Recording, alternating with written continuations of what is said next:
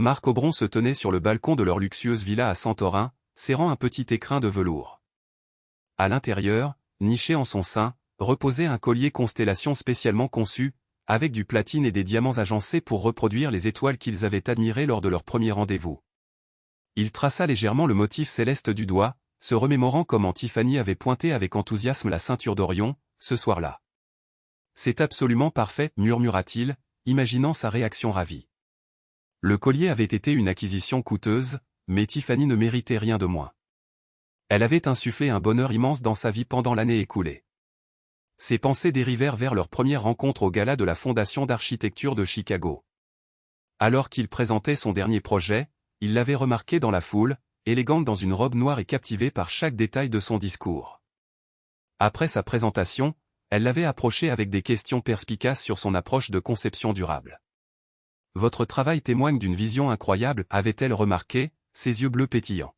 « La plupart des architectes suivent aveuglément les tendances, mais vous êtes différent. » Ce soir-là, ils avaient engagé des heures de conversation stimulantes sur le toit-terrasse, échangeant aspiration et ambition sous le ciel étoilé.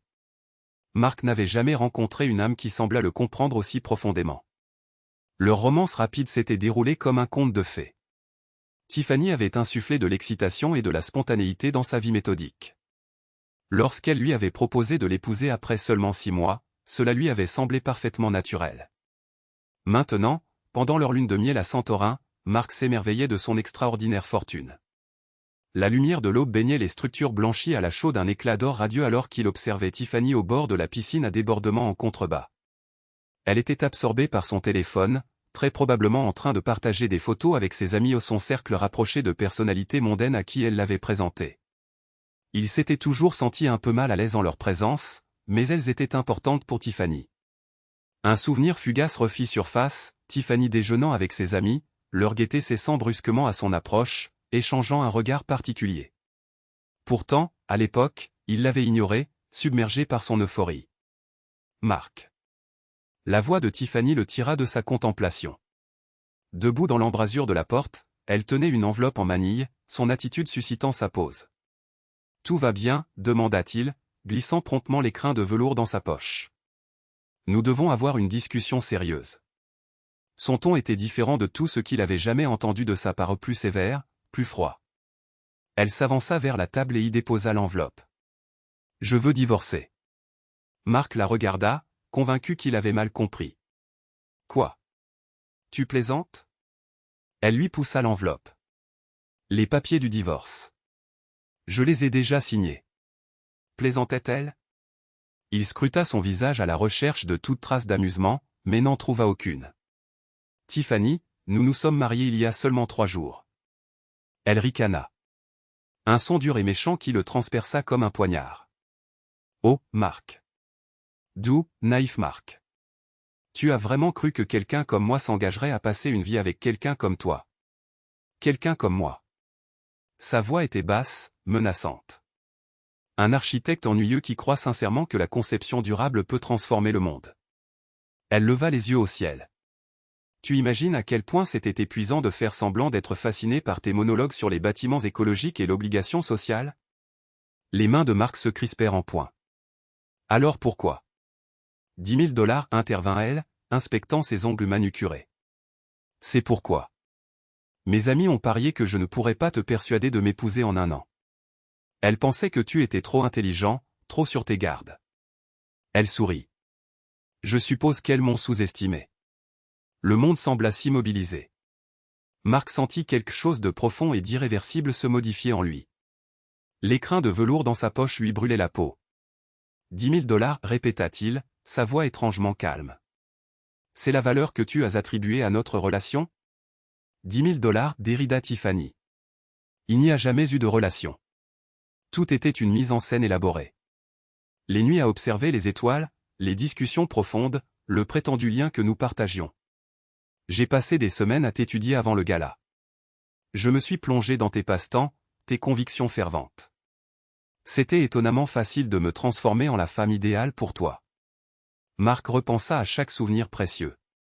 Leur premier baiser, le soir où il l'avait demandé en mariage, le jour de leur mariage. Chaque moment était méticuleusement planifié dans le cadre d'un pari. Tes amis, murmura-t-il avec hésitation. Était-elle au courant de cette mascarade depuis le début? Certainement. Ne t'es-tu jamais demandé pourquoi elles insistaient pour que tu assistes à toutes ces soirées? Elles étaient des spectatrices avides. Elle ajusta sa posture. Inutile de t'inquiéter. Je ne demanderai rien pendant le divorce. L'argent du pari était tout ce que je voulais, et je l'ai déjà obtenu. Elle se dirigea vers la porte mais hésita. Tu sais ce qui est amusant? Elle disait que tu étais bien trop vertueux pour moi, trop honorable. Il s'attendait à ce que tu me perces à jour. Elle gloussa encore une fois. Mais l'amour aveugle vraiment les gens, n'est-ce pas? Marc resta immobile, la regardant partir. L'architecte en lui, cette part qui comprenait les structures et les fondations, réalisa que quelque chose s'effondrait en lui. Pourtant, autre chose se dressait à sa place. Quelque chose de plus dur, de plus froid, de plus délibéré. Il ramassa l'écrin de velours et l'ouvrit. Le collier constellation scintillait à la lumière, chaque diamant étincelant d'un éclat moqueur, lui rappelant les étoiles qui semblaient maintenant se moquer de lui. Avec des gestes mesurés, il s'avança sur le balcon et jeta la boîte aussi loin que possible. Il la vit disparaître dans les eaux turquoises de la mer Égée. Les jours qui suivirent se fondirent dans un brouillard de fureur et de honte. Marc quittait rarement la villa, survivant grâce aux services d'étage et aux offres du minibar. Il ne pouvait supporter les regards compatissants du personnel de l'hôtel qui avait été témoin du départ spectaculaire de Tiffany. Son téléphone vibrait sans cesse avec des messages de sa famille et de ses amis restés au pays, lui demandant des photos de lune de miel. Il les ignora tous. Comment pouvait-il dire que son mariage n'avait été qu'un pari complexe? Qu'il avait été complètement dupé? Le 4e soir, incapable de supporter plus longtemps le confinement de la villa, Marc s'aventura dans les ruelles étroites d'Oia. Les touristes étaient rares, remplacés par des habitants sécurisant leurs boutiques et restaurants. L'odeur de souvlaki grillé et de pain frais émanait d'une petite taverne nichée dans un coin paisible. On dirait que vous êtes un homme qui a besoin de se sustenter, pas seulement d'ouzo, lança une voix. Une femme âgée se tenait à l'entrée, ses cheveux gris soigneusement relevés. Ses yeux étaient perçants mais bienveillants, évaluant son apparence négligée. Marc réalisa qu'il ne se souvenait pas de son dernier repas consistant. « Je n'ai pas faim, dit-il, seulement pour être trahi par un gargouillement sonore de son estomac. » La femme, identifiée comme Eleni par l'enseigne de la taverne, rit. « Votre estomac en dit le contraire. Venez, asseyez-vous. J'ai de la moussaka fraîche et des histoires qui rendront vos problèmes insignifiants. » Son attitude directe perça la solitude de Marc. Il se retrouva à la suivre à l'intérieur, s'asseyant à une petite table dans le coin. « Amlani, déclara-t-elle, posant une généreuse portion de moussaka devant lui. « Et vous êtes un homme dont le cœur a été brisé. » Marc leva brusquement la tête. « Est-ce si évident? Je tiens cette taverne depuis 40 ans. Je reconnais le chagrin d'amour quand je le vois. » Elle versa 2 verres d'ouzo. « Mais plus important encore, je comprends la survie. » Pendant les heures qui suivirent, Eleni raconta son parcours. Comment elle avait tout perdu pendant la crise financière. Ses économies, son grand restaurant à Athènes, et presque cette taverne aussi. Comment son mari était décédé, la laissant affronter les créanciers seuls. Mais savez-vous ce que j'ai découvert, continua-t-elle, remplissant leur verre. Quand tout est dépouillé, vous découvrez qui vous êtes vraiment. Et parfois, cette personne est plus forte que la version que vous étiez. Marc se surprit à tout lui révéler. Le pari, la disgrâce, la rage qui menaçait de le submerger. Eleni écouta attentivement. « Vous voulez vous venger? » « Non, » répondit Marc, se surprenant lui-même. « La vengeance implique la parité. J'ai l'intention de les anéantir. Tous. » Eleni l'examina pendant un long moment. « Alors vous devez vous réinventer. Quelqu'un qu'ils ne reconnaîtront pas avant qu'il ne soit trop tard. » Pour la première fois depuis la révélation de Tiffany, Marc éprouva une lueur de but renouvelée. « Comment? » Pour commencer, vous travaillez. Le travail acharné revigore l'esprit. Elle fit un geste vers la taverne. La cuisine a besoin d'être nettoyée. La terrasse a besoin d'une nouvelle couche de peinture. Accomplissez ces tâches, et je vous transmettrai mes connaissances sur les gens. Leur vulnérabilité, leurs aspirations, leurs tromperies. Marc baissa les yeux sur ses mains délicates et considéra le travail manuel. Je suis architecte. Excellent, répondit-elle. Alors vous comprenez qu'avant de construire quelque chose de nouveau, vous devez déblayer les vestiges de l'ancien. Elle maintint son regard inébranlable. La question demeure, êtes-vous prêt à commencer? Marc vida son ouzo et se leva. Où est votre serpillière? Au cours de la semaine suivante, Marc se plongea dans le travail physique. Il récura les sols, repeignit les murs, répara les meubles cassés.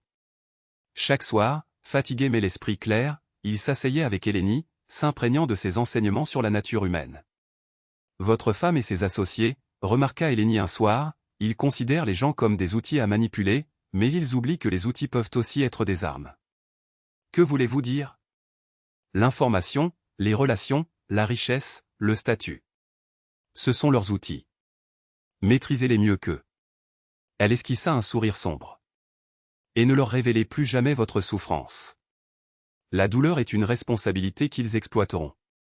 Marc hocha la tête, la compréhension commençant à émerger. Il croit avoir écrit la fin de mon voyage. Alors, révélez-leur que ce n'était que le prologue. Hélénie lui tendit un verre d'ouzo. Mais gardez à l'esprit que la vengeance est comme l'ouzo. L'excès vous corrompra. L'essentiel est de rester détaché, de ne pas faiblir. Lors de sa dernière nuit à Santorin, Marc a vendu le collier de constellation à un bijoutier à Fira. Les fonds couvriraient son voyage de retour et financeraient les premières étapes de sa métamorphose. Tu es prêt, a déclaré Hélénie lors de leur séparation. Mais promets-moi une chose. Quand l'occasion se présentera, fais-leur regretter de t'avoir sous-estimé. Marc la serra fort dans ses bras. Je le jure, et je te remercie pour tous tes conseils. Alors que son avion s'élevait au-dessus de Santorin, Marc observa l'île disparaître sous les nuages. L'homme qui était arrivé 2 semaines auparavant, confiant, ingénu, facilement influençable, avait disparu. À sa place se tenait quelqu'un de nouveau, quelqu'un de trempé par la trahison et revigoré par la fureur. Tiffany et ses alliés pensaient l'avoir anéanti. Au lieu de cela, ils ont construit leur propre perte. Il avait l'intention de s'emparer de tout ce qu'il chérissait, la statut, richesse, réputation, les forçant à assister à sa destruction. Le jeu qu'ils avaient initié avec un pari impitoyable se conclurait par une leçon qu'ils n'oublieraient jamais. Certaines personnes sont dangereuses à tromper. L'horizon de Chicago accueillit Marc avec son profil caractéristique d'acier et de verre alors que son taxi approchait du centre-ville. Son modeste appartement à River North semblait étrange après l'opulence de Santorin, mais il répondrait à ses besoins. Il lui fallait une base d'opération pour orchestrer sa transformation. Son téléphone s'était éteint depuis longtemps, et il l'a laissé inactif. Qu'il spécule. Qu'il bavarde. Leur réaction indiquerait à qui il pouvait faire confiance et de qui il devait se séparer. Le portier, Miguel, hésita au passage de Marc. « Monsieur Aubron ? Nous ne nous attendions pas à votre retour si rapide. »« Et Madame Aubron ?»« Il n'y a pas de Madame Aubron, » déclara Marc, glacial.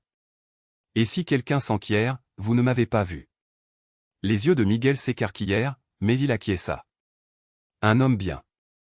Marc résolut mentalement d'assurer le bien-être de Miguel une fois son plan dévoilé. À l'intérieur de son appartement, Marc déballa ses affaires, triant les objets en 3 catégories, conservés, donnés, jetés. Tout ce qui était lié à Tiffany furent légués à la pile des déchets. Il ne les brûla pas. Ce serait trop théâtral.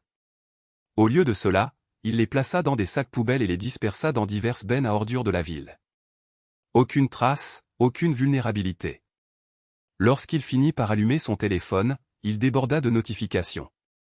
Des messages vocaux de ses parents, des messages d'amis, des courriels de collègues de travail. Il les passa tous en revue, mais ne répondit à aucun. Au lieu de cela, il composa un courriel concis à son entreprise, prise de 2 semaines de congé personnel, retour le 1er septembre. Tous les projets en cours sont à jour et les délais sont respectés. Marc Aubron, calme et précis. Pas la moindre trace du tumulte que Tiffany avait provoqué. Les réponses arrivèrent rapidement. Une sincère inquiétude de la part de ses collègues. Des potins dissimulés de la part d'autres. Un message retint son attention, un courriel de Harrison Blake lui-même, le fondateur de l'établissement. Peu importe ce qui s'est passé en Grèce, résolvez-le. Puis rencontrez-moi. HB Mark s'autorisa un bref sourire. Harrison Blake n'était pas connu pour montrer un intérêt personnel aux architectes débutants. Cela pourrait s'avérer avantageux. Les 2 semaines suivantes furent consacrées à une réinvention méthodique. Mark engagea un entraîneur personnel qui avait de l'expérience avec des vétérans des forces spéciales. Pas d'acclimatation progressive à la forme physique. Il visait à être poussé au-delà de ses limites. La plupart des gens abandonnent après la première séance, remarqua Jake son entraîneur après avoir observé Mark vomir dans une poubelle après leur premier entraînement. Mark s'essuya la bouche et se redressa. Encore, dit-il. Jake sourit à nouveau. Soit tu es fou, soit tu es résolu. Les deux. Alors que son physique était remodelé par des entraînements épuisants, l'intellect de Mark restait parfaitement alerte. Il consacra ses soirées à examiner minutieusement ses engagements antérieurs avec le réseau social de Tiffany, identifiant des schémas, des faiblesses et des points de pression potentiels. Sandra Mitchell, l'instigatrice probable du pari. Vieille fortune, s'efforçant de préserver son statut malgré la fortune décroissante de sa famille. Plusieurs divorces, chaque règlement étant progressivement plus petit. Rebecca Chin, l'ambitieuse. Nouvelle fortune, désireuse de se valider. Mariée à un entrepreneur technologique mais épuisant ses ressources plus vite qu'il ne pouvait les accumuler. James Porter, le dilettante des fonds de fiducie. L'amant sporadique de Tiffany avant Mark, bien qu'elle ignorât que Mark était au courant. Information précieuse pour l'avenir. Il consigna tout dans des fichiers chiffrés sur son ordinateur portable. Des noms, des affiliations, des secrets murmurés lors de rassemblements quand il supposait qu'il n'écoutait pas et Lenny avait raison. La connaissance était le pouvoir. Le 1er septembre se matérialisa avec une vague de chaleur. Mark s'habilla méticuleusement pour son retour au travail. Costume sur mesure en gris anthracite, chemise blanche immaculée, bouton de manchette en platine discret. Son nouveau programme de remise en forme avait élargi ses épaules, et le costume accentuait sa forme modifiée. Le bureau se tut lorsqu'il le traversa. L'architecte autrefois négligé, qui travaillait tard et s'excusait de prendre de la place, avait disparu. Ce Mark Obron-là se déplaçait avec détermination, sa présence attirant l'attention. Mon bureau, immédiatement. La voix de Harrison Blake perça les murmures. Mark le suivit dans le bureau d'angle, offrant une vue imprenable sur la rivière Chicago. Harrison Blake était une légende dans le monde de l'architecture, ingénieux, implacable et tristement célèbre pour démanteler ses rivaux aussi adroitement qu'il façonnait des édifices. Il examina Mark longuement. Vous semblez transformé. Tout a changé. Racontez-moi. Mark s'exécuta, détaillant la traîtrise de Tiffany en termes détachés. Aucun sentiment, purement des faits. L'expression d'Harrison resta impassible, mais ses doigts tambourinaient sur son bureau, un signe que Mark avait remarqué lors des discussions avec les clients. Il était captivé. Vous savez ce qui m'intrigue, Mark? Harrison se renversa dans son fauteuil. Pas la trahison. C'est banal dans notre milieu. Non. Ce qui me captive, c'est votre réaction. La plupart des hommes s'effondreraient. Vous semblez meilleur.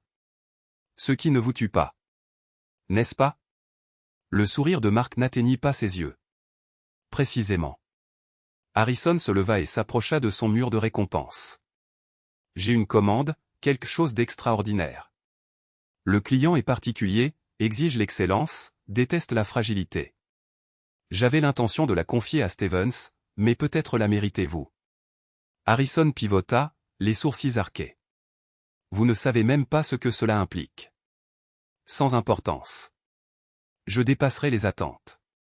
Le ferez-vous? Le regard d'Harrison était perçant. Même si je vous révèle qu'il s'agit du nouveau projet de l'hôtel Davenport? Le pouls de Mark s'accéléra, mais son expression resta impassible. Richard Davenport, promoteur milliardaire, connu pour son expansion agressive et son éthique douteuse, également reconnu pour préférer un certain type de femme. Surtout alors, Harrison sourit, un prédateur reconnaissant un autre de son espèce. L'ancien Mark Obron aurait fui ce projet. Trop conflictuel. Trop complexe sur le plan éthique. L'ancien Mark Obron n'existe plus. Excellent. Harrison tendit un dossier volumineux. Ne me faites pas regretter cette décision. Pendant le mois suivant, Mark fut entièrement absorbé par l'initiative Davenport. Ses concepts étaient audacieux, novateurs, repoussant les limites tout en restant dans les limites de la faisabilité commerciale. Il travaillait tard dans la nuit, motivé par l'intention plutôt que par la passion. Ses collègues observèrent le changement. Il n'y avait plus d'invitation à des déjeuners décontractés ou à des conversations légères. Certains murmuraient à propos de sa séparation, élaborant des théories sur ce qui s'était passé à Santorin. Les plus audacieux s'aventurèrent à se renseigner directement. Et, Marc. Sarah, du service de design, approcha son bureau un soir. Nous sommes vraiment inquiets pour toi. Ce qui s'est passé entre toi et Tiffany n'est pas de ta faute, n'est-ce pas? Marc l'interrompit sans lever les yeux de ses plans. La seule chose sur laquelle vous devez vous concentrer est de vous assurer que le projet reste dans les délais. Sarah recula d'un pas, la douleur traversant ses traits. Nous étions amis, tu sais. Était. Marc finit par la regarder, son visage impénétrable. Les choses évoluent. Les murmures se firent plus forts après cela, mais Marc resta impassible. Qu'il spécule. Chaque commérage, regard inquiet et échange mal à l'aise ne firent que réaffirmer que sa métamorphose était efficace. Son engagement indéfectible envers l'entreprise Davenport attira l'attention de Harrison.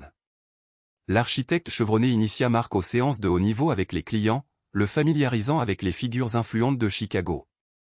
Marc absorbait tout. La subtile dynamique du pouvoir, les partenariats silencieux, les manœuvres habiles voilées en négociation. Vous apprenez vite, commenta Harrison après une réunion particulièrement fructueuse. La plupart des architectes de votre âge croient encore que le talent seul garantit le succès, mais il est clair que vous en savez mieux. Harrison gloussa. Le talent n'est que le droit d'entrée. L'influence est le concours. Il observa Marc d'un air pensif. Vous comprenez ça maintenant, n'est-ce pas? Marc acquiesça. Chaque engagement était un commerce. Chaque connexion pouvait être utilisée. Ce sont des leçons que Tiffany lui avait transmises, bien que peut-être pas de la manière dont elle l'avait envisagé. Son évolution s'étendait au-delà de l'espace de travail. Marc engagea un conseiller en images, affinant sa tenue et son apparence. Il s'inscrivit à l'East Bank Club, un club exclusif, où les échelons supérieurs de Chicago se mêlaient entre les exercices. Il suivit des cours particuliers d'énologie, de critique d'art et de danse de salon. Les savoir-vivre, se disait Marc, nécessitaient un investissement. Le coût était astronomique, mais Marc resta indifférent. Il avait vendu sa voiture, liquidé ses économies et contracté des prêts. L'argent n'était qu'un autre instrument, et les instruments étaient conçus pour être maniés. Un soir, alors qu'il sortait du bureau, il entendit deux jeunes architectes converser dans la cage d'escalier. « Tu as entendu? Tiffany est fiancée à Richard Davenport. » Sans blague. Elle n'était pas mariée à Marc il n'y a pas si longtemps? Apparemment, c'était un pari avec ses connaissances. Marc descendit les escaliers en silence. Tiffany avait donc localisé sa prochaine proie, Richard Davenport, soit l'individu même pour lequel elle concevait un complexe hôtelier. Le cosmos, on dirait, avait un don pour l'ironie. L'offre d'association de Harrison arriva un vendredi soir, une fois que tous les autres avaient quitté le bureau. Marc venait de terminer une répétition générale pour le projet de l'hôtel Davenport lorsqu'Harrison le convoqua. « Tu as transformé ce cabinet », déclara Harrison d'emblée. « Tes designs attirent une clientèle que nous ne pouvions pas nous permettre auparavant. Ton approche du projet Davenport à elle seule a amplifié nos revenus prévisionnels pour le trimestre. » Marc resta silencieux, conscient qu'il y avait plus à venir. « Je te propose un partenariat. Plein droit de vote, participation aux bénéfices, tout le package. » Harrison fit glisser un document sur son bureau, avec effet immédiat. « Pourquoi maintenant? » « Parce que tu es prêt. » Harrison se leva, se dirigeant vers la fenêtre. « Et étant donné que la présentation du projet Davenport est imminente, la semaine prochaine, t'avoir comme associé véhicule un message clair quant à notre engagement envers le projet. » Marc souleva l'accord de partenariat, en examinant les dispositions. Le timing ne pouvait pas être plus approprié, presque suspect. « Tu connais Tiffany et Davenport, n'est-ce pas? » Ce n'était pas une question, mais Harrison répondit tout de même. « Bien sûr que je suis au courant. » Les sphères de l'architecture à Chicago et l'industrie immobilière se chevauchent considérablement. La vraie question est, quels sont tes plans à ce sujet? Rien, répondit Marc, en apposant sa signature sur le contrat de partenariat avec une détermination inébranlable. Harrison esquissa tout de même un sourire approbateur. La meilleure des vengeances exige du temps et une réflexion stratégique. Il remplit 2 verres de scotch, les levant pour trinquer à la nouvelle alliance. Ils entrechoquèrent leurs verres, Les deux parties conscientes que cette transaction transcendait les simples liens professionnels. Harrison fournissait à Mark les moyens d'action dont il avait besoin pour la suite des événements. L'annonce de leur partenariat fit des vagues dans le milieu des affaires de Chicago. À 30 ans, Mark devint le plus jeune associé de l'histoire du cabinet. Les invitations à des événements prestigieux affluèrent, galas de charité, adhésion à des clubs privés et propositions d'intégrer des conseils d'administration. Mark les accepta tous stratégiquement, établissant sa présence dans les cercles élitistes fréquentés par Tiffany et ses associés. Bien qu'il n'ait jamais assisté aux mêmes événements qu'eux, il s'assura que le bruit de ses progrès parvienne à leurs oreilles. La présentation de l'hôtel Davenport était prévue pour un lundi matin. Arrivé tôt, telle était la stratégie de Mark, afin de garantir que tout se déroule impeccablement. Son équipe avait méticuleusement préparé une exposition d'envergure de maquettes architecturales, de rendus complexes et d'analyses de durabilité détaillées. À 9 heures précises, Richard Davenport entra, flanqué de son équipe de direction. Au bras, il tenait Tiffany. La vue de Mark la figea, faisant apparaître une once d'inquiétude dans son attitude impeccable. Il était clair qu'elle n'avait pas anticipé sa présence, ni reconnu son identité dans la documentation du projet. Monsieur Davenport, avança Mark calmement, tendant la main. Mark Aubron, architecte en chef et associé chez Blake & Associates. Richard serra fermement sa main, son regard acéré le scrutant. Aubron? Pourquoi ce nom me dit-il quelque chose? Peut-être à cause de l'article du mois dernier dans Architectural Digest, suggéra Mark avec douceur, pleinement conscient que ce n'était pas le cas. Devrions-nous commencer la présentation? Pendant l'heure qui suivit, Mark capta l'attention de tous. Son concept était tout simplement révolutionnaire, le luxe s'alliait parfaitement à la durabilité, avec des améliorations de pointe qui distingueraient l'hôtel de ses concurrents. Surprenant la réaction de Tiffany du coin de l'œil, il remarqua son malaise à chaque fois qu'il s'adressait au groupe. Impressionnant, déclara Richard une fois la présentation terminée. Vraiment exceptionnel. Mais je dois tout de même vous demander, pourquoi choisir de conserver la façade historique au lieu de la détruire?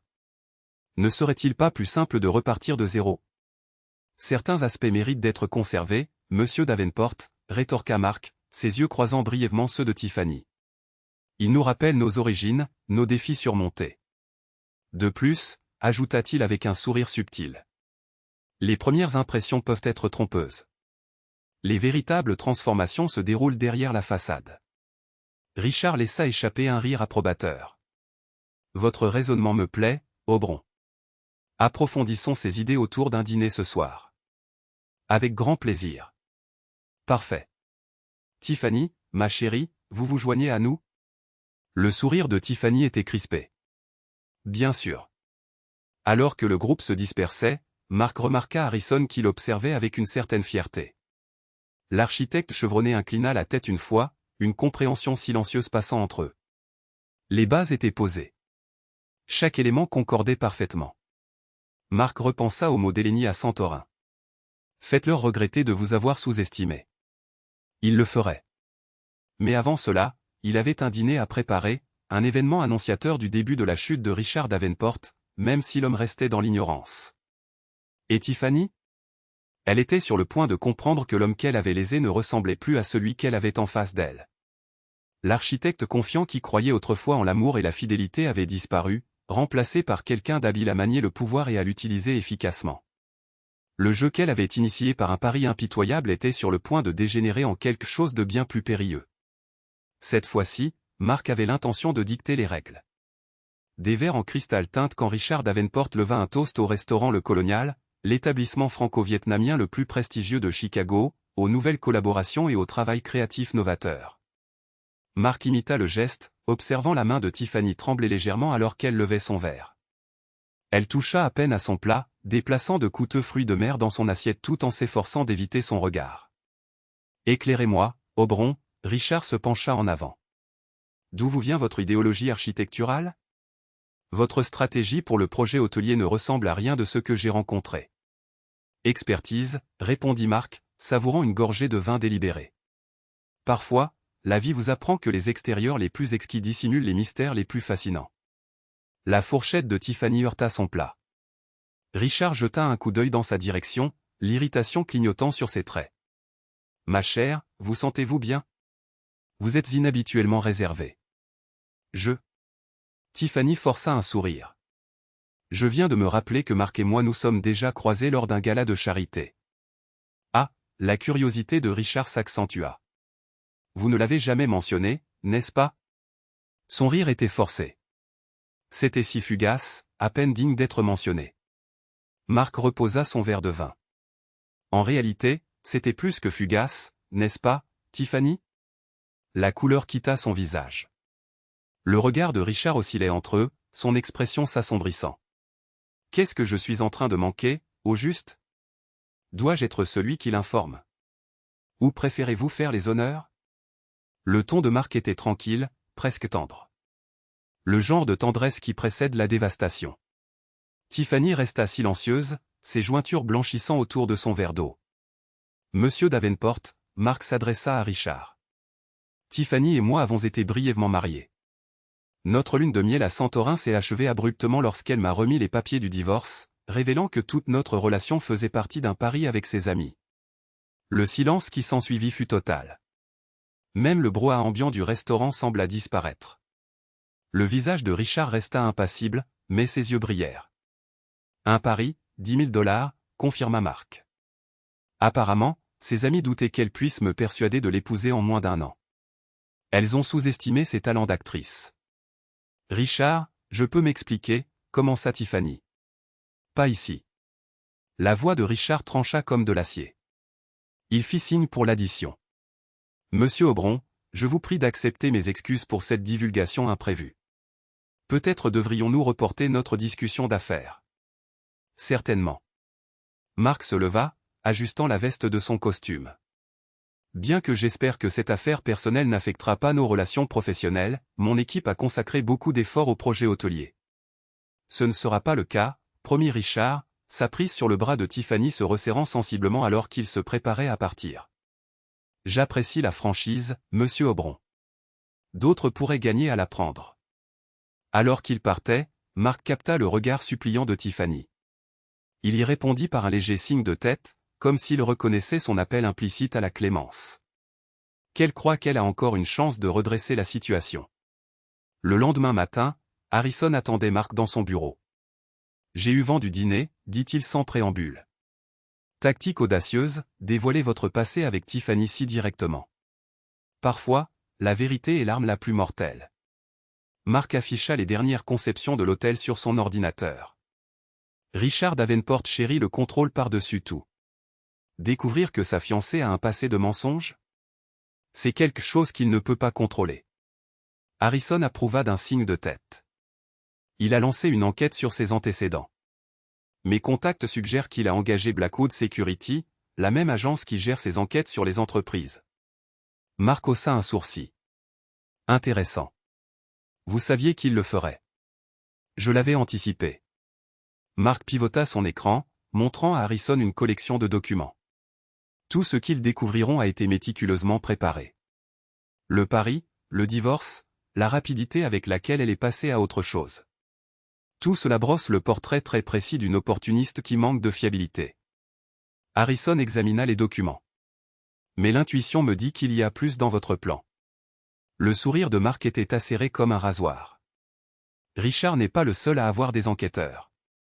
Saviez-vous qu'il utilise le projet hôtelier pour blanchir des fonds provenant de ses activités les moins éthiques? Les yeux d'Harrison s'écarquillèrent légèrement. C'est un jeu périlleux dans lequel vous vous engagez. Non, corrigea Marc. C'est un jeu périlleux dans lequel l'astérisque s'engage. Je veux juste m'assurer que les personnes appropriées s'en rendent compte. Dans les semaines qui suivirent, Marc observa sa stratégie prendre forme grâce à des informateurs placés de manière stratégique. L'enquête de Richard n'a pas seulement révélé l'infidélité de Tiffany envers Marc, mais a également mis au jour une récurrence de comportements similaires au sein de son cercle social. Le pari notoire n'était qu'un des jeux cruels parmi tant d'autres qu'elle et ses associés avaient orchestrés avec la vie d'autrui. La fureur de Richard transparaissait de manière subtile mais tangible. Les discussions professionnelles devinrent plus tendues, et ses exigences de plus en plus strictes. Il examinait méticuleusement les dépenses de Tiffany, s'enquérait de ses déplacements et réduisit son accès à son cercle social. Désespérée de préserver son statut, Tiffany tenta de confronter Marc à la suite d'un engagement professionnel. « S'il te plaît » implora-t-elle en attrapant son bras sur le parking. Tu dois m'aider. Richard est devenu obsessionnel. Il m'exclut de tout. Marc fixa la main sur son bras jusqu'à ce qu'elle la retire. Obsessionnel? Ou simplement en train d'y voir clair enfin? Je sais que je t'ai fait du mal, avoua-t-elle, la voix tremblante. Ce que j'ai fait était impitoyable et stupide, mais j'ai évolué. J'aime sincèrement Richard. Comme je t'aimais? Le ton de Marc resta impassible. Dis-moi, est-il au courant de James Porter? Son visage se décomposa. Comment le sais-tu? Je suis au courant de tout, Tiffany. Ta liaison avec James avant moi, les autres paris que toi et ton cercle avaient lancés, le compte offshore où tu as mis de côté les cadeaux de Richard en prévision de complications. Il se rapprocha, baissant la voix. Je suis au courant des médicaments dans ton sac à main qui ne te sont pas prescrits et des virées shopping qui ne correspondent pas à tes relevés de carte de crédit. Tu as fouillé dans ma vie? Sa surprise sembla authentique. Un retour sur investissement généreux pour ton projet à 10 000 $. Il jeta un coup d'œil à sa montre. Tu devrais partir. Les agents de sécurité de Richard effectuent des rondes toutes les heures dans le parking. On ne voudrait pas qu'il lui rapporte cette conversation, n'est-ce pas? Elle recula, ses talons claquant sur le béton. Tu n'es plus le même. Non, concéda Théil. Je ne le suis plus. Tu t'en es assuré. Après son départ, Marc passa un appel. Vous avez tout enregistré? Oui, monsieur, confirma Cassandra, l'assistante personnelle de Richard. La vidéo de sécurité de votre échange est sans équivoque. Monsieur Davenport la visionnera lors de son évaluation nocturne. Excellent. Et l'autre affaire? Les documents que vous avez demandés concernant la transaction foncière sont dans votre messagerie sécurisée. C'est pire que prévu. Les violations environnementales à elles seules sont exactement ce dont nous avons besoin. Marc raccrocha, une immense satisfaction l'envahissant. Cassandra s'était révélée être une complice inattendue. La liaison de Richard avec elle l'avait rendue rancunière et craintive, cherchant une voie d'échappatoire. L'offre de Marc de la protéger et de lui offrir un nouveau départ avait garanti son allégeance. Ce soir-là, il reçut un message d'Harrison. Richard a regardé les images du parking. Il a convoqué une réunion d'urgence avec son équipe juridique pour demain. Marc s'accorda un bref instant de contentement. Richard allait maintenant se concentrer sur Tiffany, scrutant le moindre de ses gestes, voyant de la déloyauté dans chacune de ses actions. La tension la rendrait désespérée, susceptible de commettre des erreurs. Et Richard lui-même? Son suspicion croissante impacterait ses décisions professionnelles. Il deviendrait agressif, impulsif, poussé à démontrer sa domination intacte. Pendant ce temps, les preuves de ses activités illégales étaient méticuleusement collectées. Violations environnementales, blanchiment d'argent, transactions foncières corrompues, chaque élément méticuleusement documenté et préparé pour être divulgué au moment opportun. Tu avais raison, répondit-il à Harrison. La vengeance exige de la patience. Le message illumina l'écran de son téléphone alors qu'il contemplait la ligne d'horizon de Chicago depuis son bureau. En contrebas, la ville suivait son rythme habituel, ignorant les machinations complexes qui se déroulaient au milieu de ces gratte-ciel étincelants. Marc se souvint de l'affirmation d'Eleni selon laquelle la vengeance ressemblait à de l'ouzo, potentiellement mortelle si elle était mal utilisée. Mais il n'était pas en train d'en boire. Il était en train d'en servir, une dose précisément mesurée à la fois. La tension commença à se manifester sous des formes subtiles. L'ire de Richard montait en flèche lors des réunions de projet, son comportement habituellement impeccable se fissurant sous le poids de l'incertitude. Les efforts de Tiffany pour préserver son statut social devinrent de plus en plus frénétiques alors que des murmures sur son passé infiltraient la haute société de Chicago. Marc assistait à tout cela depuis son bureau fraîchement rénové, reflétant désormais comme il se doit son rôle d'associé chez Blake & Associates. Il avait délibérément orienté son bureau face à l'entrée, une tactique stratégique qu'Harrison lui avait autrefois enseignée. Cette disposition obligeait les visiteurs à traverser toute la longueur de la pièce sous son regard attentif. Cassandra était assise en face de lui, son professionnalisme habituellement maîtrisé commençant à montrer des signes de stress. « Il est en train de perdre pied », fit-elle remarquer. Hier, il a fracassé une carafe en cristal contre le mur pendant une réunion du conseil d'administration. Est-ce à cause de Tiffany, ajouta-t-elle. Elle a essayé de forcer ses relevés bancaires privés. Heureusement, l'équipe de sécurité est intervenue. Cassandra lui tendit une clé USB. Pendant que tout le monde était distrait par ça, j'ai réussi à obtenir ce dont vous aviez besoin. La documentation complète de l'affaire River Northland. Mark inséra la clé dans son ordinateur portable et parcourut rapidement les fichiers. Les preuves étaient accablantes. Richard avait délibérément acquis des terrains pollués, falsifié des évaluations environnementales et corrompu des fonctionnaires pour accélérer les permis. Vous saisissez les implications de tout cela, demanda Mark à Cassandra. Dès que ça sera rendu public, Richard comprendra que vous êtes impliqué. Elle leva le menton d'un air défiant. Je comprends. Toutes les dispositions sont-elles prises? Une nouvelle identité, un emploi à Seattle et un bail d'appartement signé. Il fit glisser une enveloppe sur le bureau vers elle. Votre vol part ce soir. Une fois l'histoire dévoilée, Richard sera trop occupé à se sauver pour vous chercher. Merci, répondit-elle en se levant et en ajustant sa jupe. Il le mérite, vous ne trouvez pas?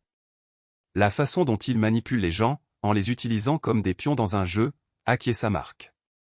Mais parfois, les pions peuvent faire tomber un roi. Après son départ, Mark reprit le plan. La preuve serait remise à Julia Shun, une jeune et ambitieuse journaliste d'investigation avec laquelle il avait soigneusement cultivé une relation. Elle publierait l'article, décrochant des titres de carrière tout en ignorant son rôle.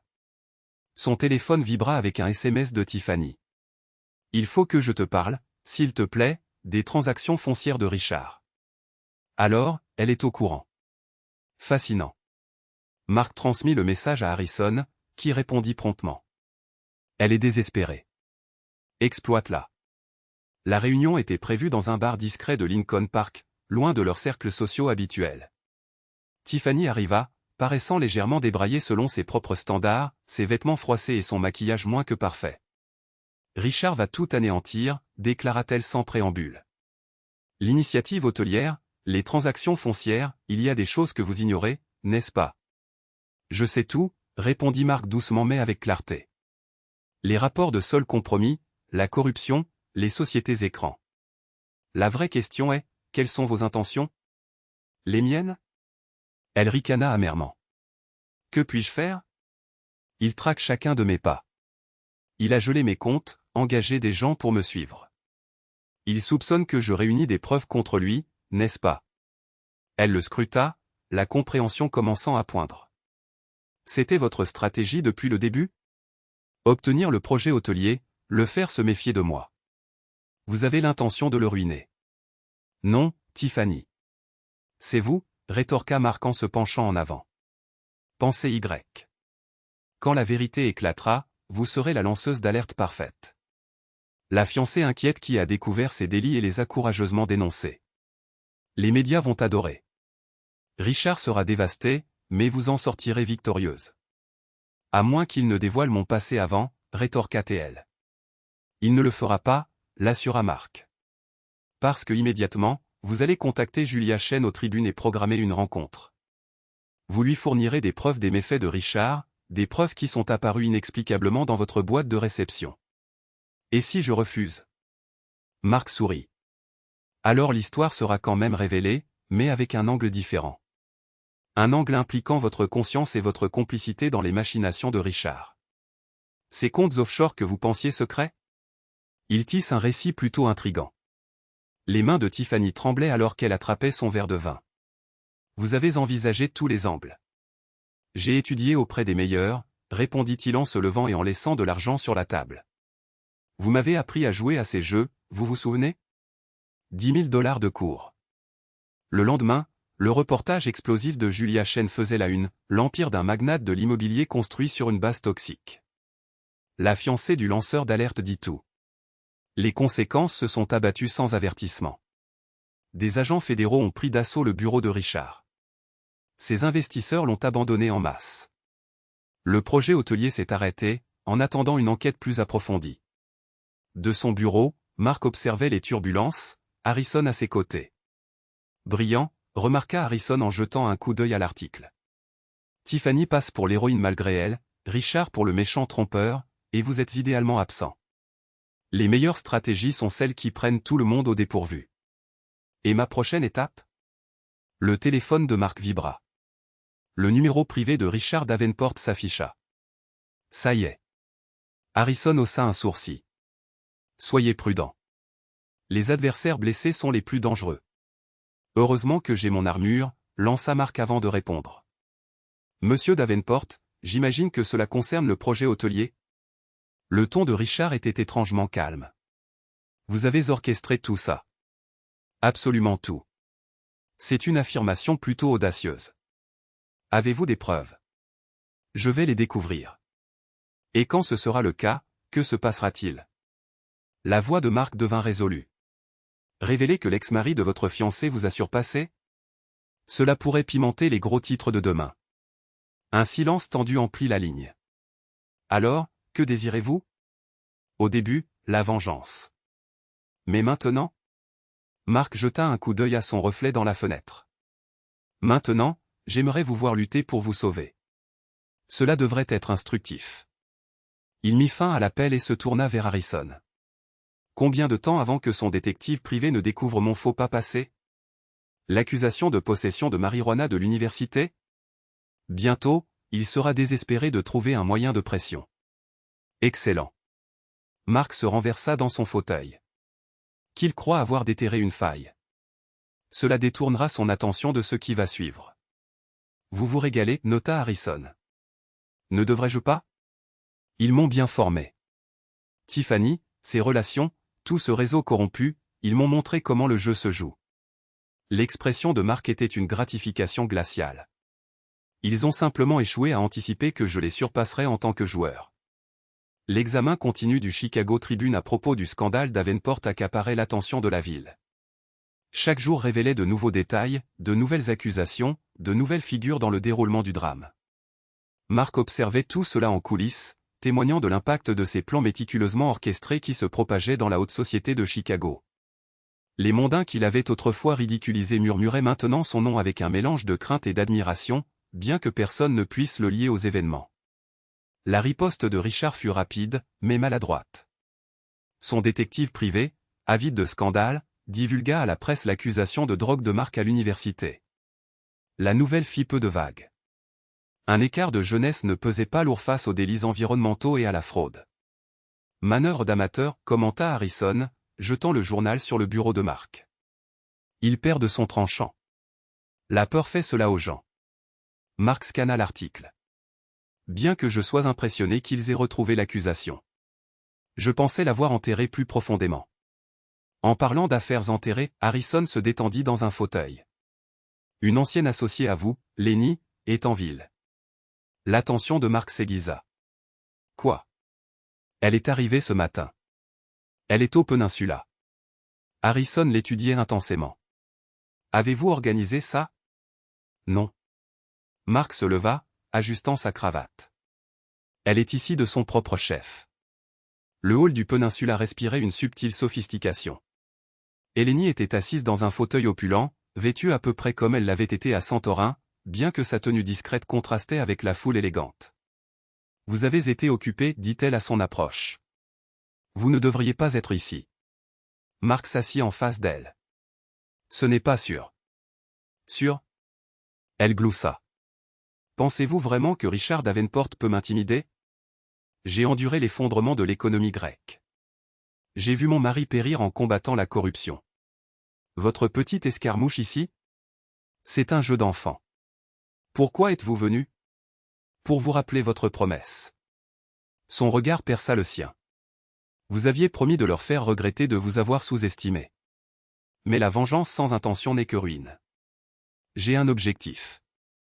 Vraiment? Ou êtes-vous simplement en train de prouver que vous pouvez mieux les battre qu'ils ne peuvent le faire? Elle se pencha plus près. Le Mark Obron que j'ai rencontré à Santorin cherchait la justice. Que désirez-vous maintenant? Les doigts de Mark tambourinèrent légèrement sur la coudoir. Je veux qu'ils comprennent le poids de leurs actes. Richard, Tiffany, et les autres. Ils jouent avec la vie des gens comme si ce n'étaient que des objets insignifiants. Ils détruisent, abandonnent, et passent rapidement à autre chose. Il faut que quelqu'un les arrête, et ce quelqu'un, c'est vous. Le ton d'Eleni était teinté d'une subtile provocation. Avancez prudemment, Mark. La frontière entre la justice et la vengeance est ténue. J'ai franchi cette frontière à l'instant où Tiffany m'a tendu ses papiers de divorce. Se levant, il tendit le bras à Eleni. permettez-moi de vous montrer ce que j'ai construit. Ils passèrent l'après-midi à explorer Chicago, Mark mettant en avant ses réalisations architecturales et racontant son ascension au sein de l'entreprise. Eleni écoutait en silence, son visage reflétant peu à peu une inquiétude croissante. « Vous avez acquis du pouvoir », remarqua-t-elle finalement alors qu'ils admiraient le coucher de soleil depuis la prestigieuse suite. Cependant, un pouvoir dépourvu de sagesse est périlleux. Ai-je acquis de la sagesse dans votre taverne, ou avez-vous maîtrisé la stratégie? Elle lui effleura la main. Il y a une distinction. Leur dialogue fut interrompu par la vibration du téléphone de Mark. Le numéro d'Harrison? Excusez-moi, dit-il à Eleni, s'écartant. Que se passe-t-il? Richard agit. La voix d'Harrison était empreinte d'urgence. Il a engagé Blackstone Security, des spécialistes des opérations militaires et des hommes de main aguerris. La mâchoire de Mark se serra. Il devient frénétique, suffisamment frénétique pour constituer une menace réelle. Mes informateurs rapportent qu'ils cherchent tout moyen de pression contre vous. Relations passées, documents financiers, liens familiaux, qu'ils creusent. Mark jeta un coup d'œil à Eleni, qui contemplait le paysage urbain en contrebas, mais renforcez la sécurité au bureau et assurez-vous que notre personnel essentiel est protégé. C'est déjà fait. Mais Mark, soyez vigilant. Cette affaire dépasse le simple cadre des affaires. Après avoir raccroché, Mark retourna auprès d'Eleni. Vous devriez rentrer en Grèce. La situation risque de devenir complexe ici. Je ne partirai pas tant que je ne serai pas certain que vous vous souvenez de qui vous êtes vraiment. Elle lui saisit fermement le bras. L'homme qui m'a aidé à reconstruire ma taverne, qui a trouvé de la force dans un travail honnête, il est toujours en vous, quelque part. Cet homme était faible. Cet homme était assez fort pour supporter la trahison sans sacrifier son intégrité. Elle le lâcha? Cependant, peut-être avez-vous raison. Je devrais rentrer au pays. Ma taverne a besoin de moi. Alors qu'ils se séparaient dans le hall de l'hôtel, Eleni glissa quelque chose dans sa main. Une petite comboloï, comme celle qu'utilisent les hommes âgés dans les cafés grecs.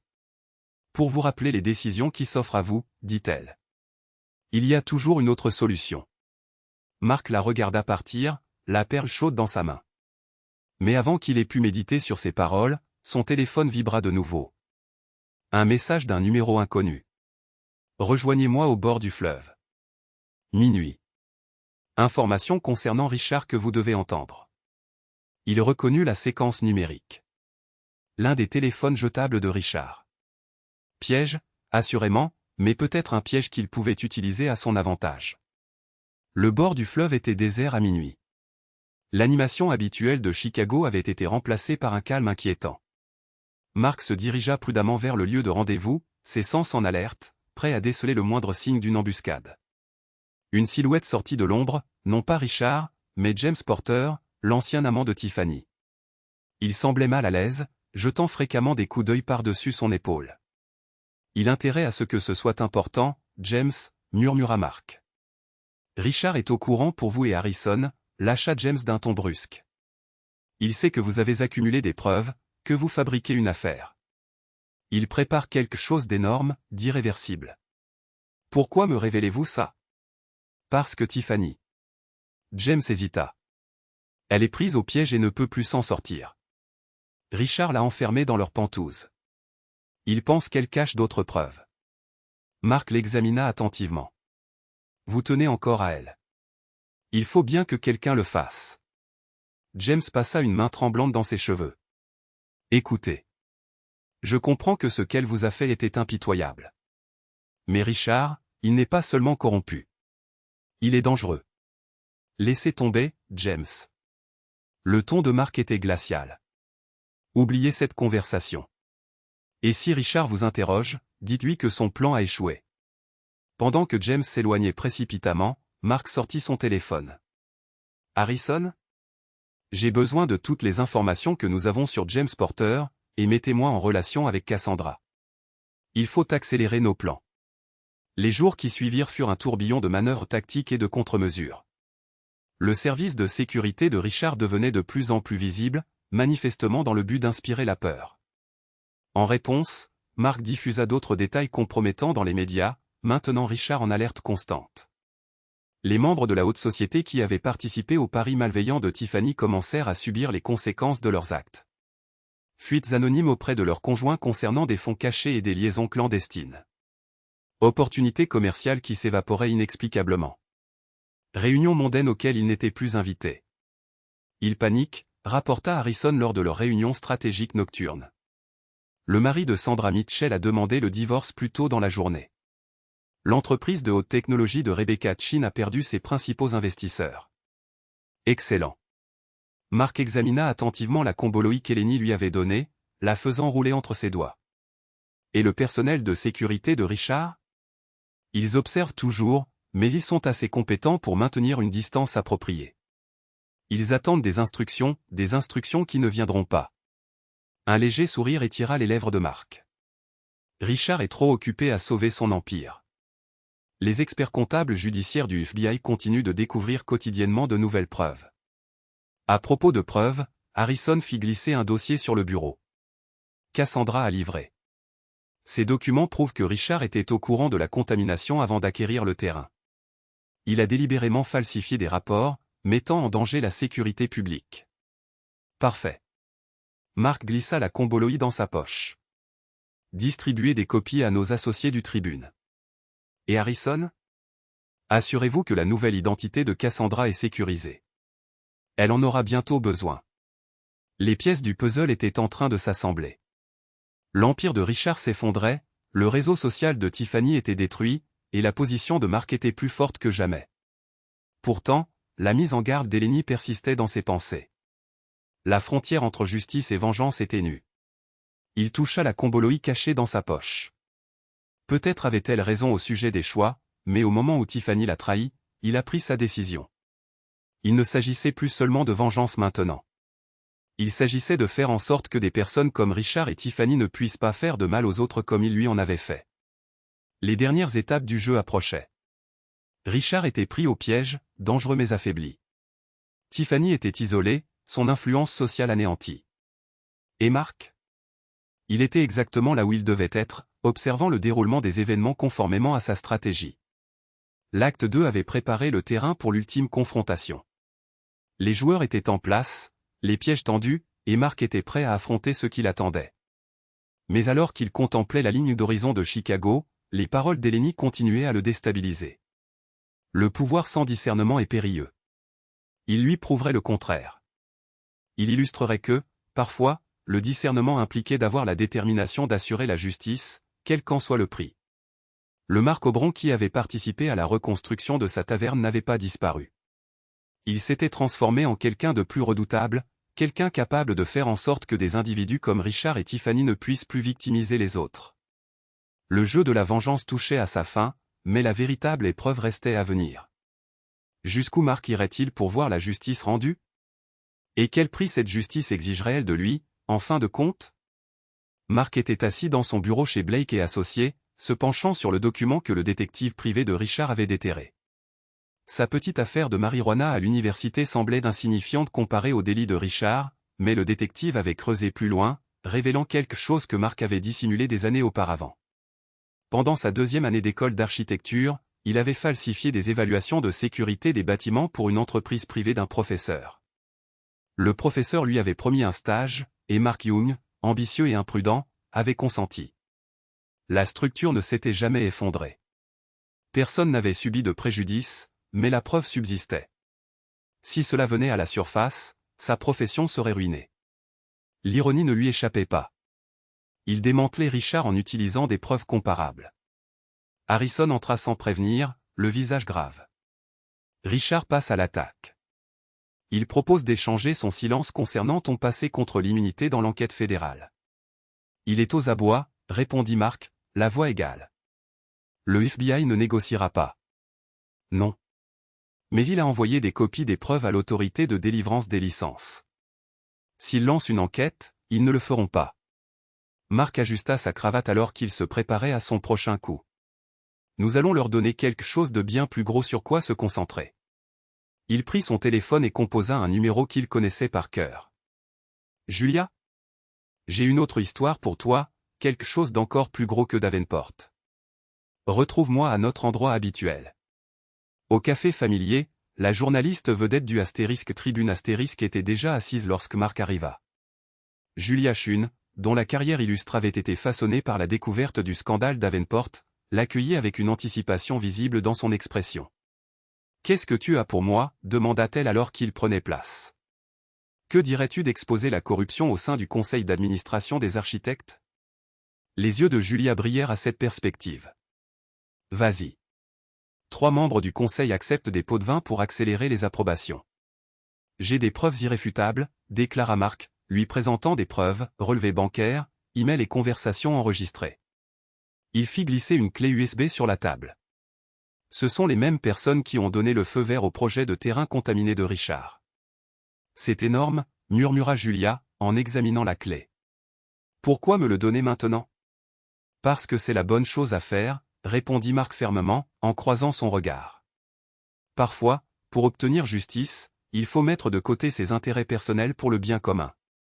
Après le départ de Julia, Marc reçut un message de Cassandra.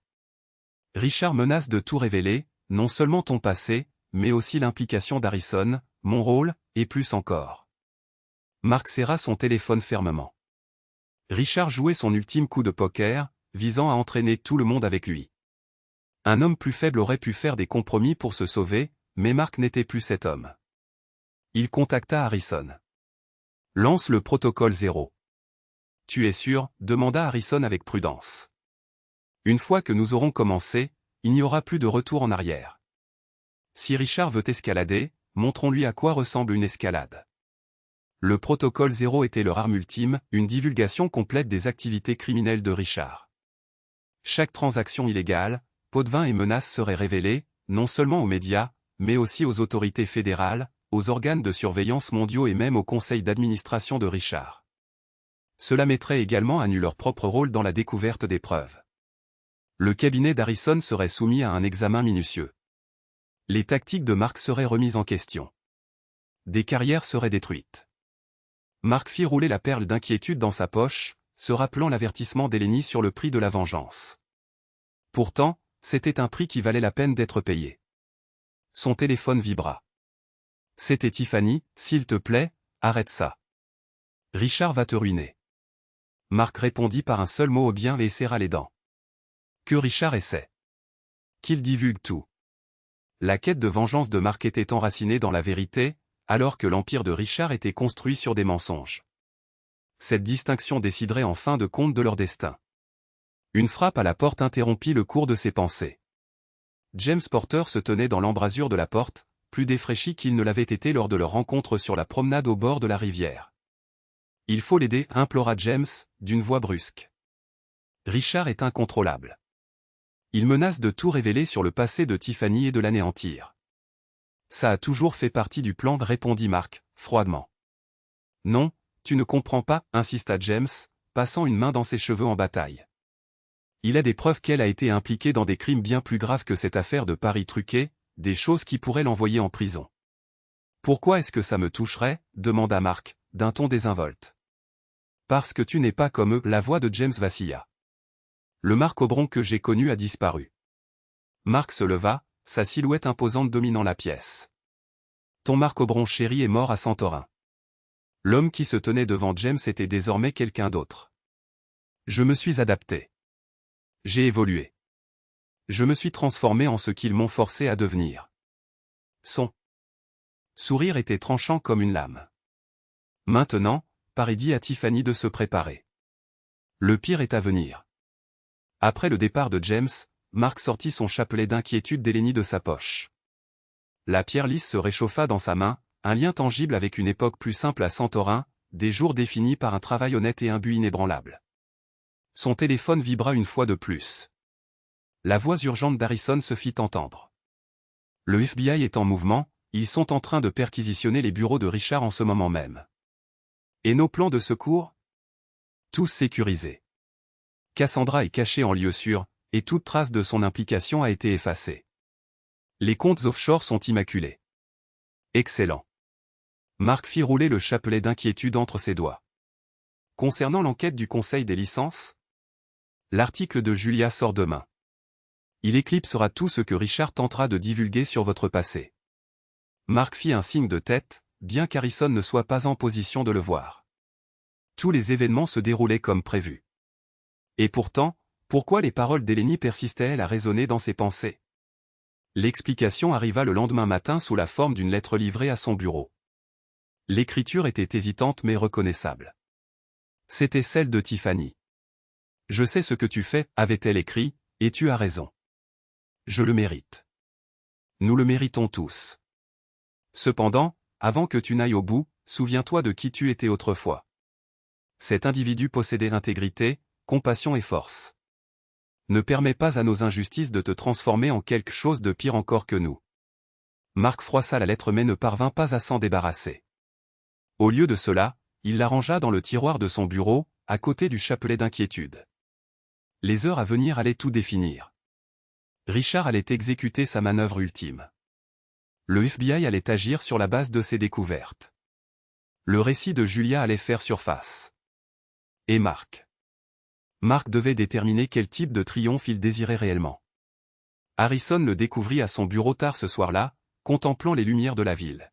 « La réunion du conseil se tient demain », fit remarquer Harrison. « Ils voteront pour évincer Richard et geler ses avoirs. » C'est conclu. Pas tout à fait. Mark pivota pour faire face à son mentor. Il reste la question de notre participation. Harrison arqua un sourcil. Nous pourrions négocier un accord. Échanger nos preuves contre l'immunité. Non. Le ton de Mark était résolu. Plus d'accord. Plus d'ombre persistante. Quoi qu'il arrive, nous y faisons face ouvertement. C'est étonnamment éthique. Inattendu pour vous, peut-être? Mark se leva. Pourtant, il y a une personne en Grèce qui comprendrait pleinement. Le titre du Chicago Tribune s'étalait dans toute la ville. Scandale au Conseil des licences d'architecture révélé, corruption au plus haut niveau. Le récit de Julia Chen était impeccable, décrivant un réseau complexe de pots de vin, de documents falsifiés et de vies mises en danger. Richard Davenport était mis en avant, mais il n'était pas la seule figure impliquée. La corruption s'étendait plus profondément, plus haut, contaminant les organisations même chargées d'assurer la sécurité publique. Mark parcourut l'article dans son bureau, conscient que son nom serait bientôt mêlé au scandale, non pas comme une force malveillante, mais comme quelqu'un qui avait renoncé à ses principes au début de sa carrière. Cette révélation aurait un coût, mais elle renforcerait ses preuves contre Richard Mourouet. Son téléphone vibra avec un message d'un numéro inconnu. « Le FBI souhaite vous parler maintenant. » Il s'y attendait. L'enquête fédérale sur Richard s'était étendue, révélant des liens directs vers le cabinet de Mark et Harrison. Leur méthode d'acquisition de preuves serait examinée à la loupe. Leurs intentions disséquées. Le bureau local du FBI offrait un contraste frappant avec son bureau opulent. 2 agents attendaient dans une salle d'interrogatoire, l'un plus âgé, l'autre plus jeune, tous deux dégageant une énergie concentrée. « Monsieur Aubron », commença l'agent le plus âgé, « nous avons quelques questions concernant votre implication dans l'enquête Davenport, naturellement. » Mark s'assit avec calme. « Mais, d'abord, j'ai un document pour vous. » Il plaça un dossier volumineux sur la table. Des registres complets de mon implication dans l'accumulation de preuves contre Richard Davenport, y compris mes transgressions antérieures. Les agents échangèrent un regard. Cette réponse différait de leurs attentes. « Vous faites des aveux ? » Je dis la vérité. Dans son intégralité. Mon ancienne association avec Tiffany, ma faute de jeunesse concernant les rapports du bâtiment, comment j'ai recueilli des preuves contre Richard. Vous constaterez que tout y est. Le jeune agent a ouvert le dossier. Pourquoi nous offrez-vous cela? Parce que la vérité prime sur la vengeance. Mark a soutenu leur regard, inébranlable. Richard Davenport a mis des vies en danger pour le profit. Cette vérité ne devrait pas être obscurcie par des questions sur nos moyens de la révéler. L'interrogatoire a duré des heures. Mark a répondu à chaque question avec franchise, ne retenant rien. Il a expliqué en détail comment ils avaient recueilli des preuves, qui avait contribué et les méthodologies employées. Vous êtes conscient que cela pourrait mettre fin à votre carrière? A demandé l'agent le plus âgé. Certaines choses valent la peine d'être sacrifiées. En sortant du bureau du FBI, Harrison l'attendait dans sa voiture. Voilà, c'est terminé. Mark s'est installé sur le siège passager. Je leur ai tout raconté. Tout? Tout sur ma vie. Rien sur toi ou le cabinet. Marc a jeté un coup d'œil à son mentor. Vous n'auriez pas dû être entraîné dans ma vengeance. Harrison a serré le volant plus fort. Le cabinet te protégera. Non. Le ton de Marc était résolu. J'ai pris mes décisions. J'en assumerai les conséquences. Son téléphone a vibré.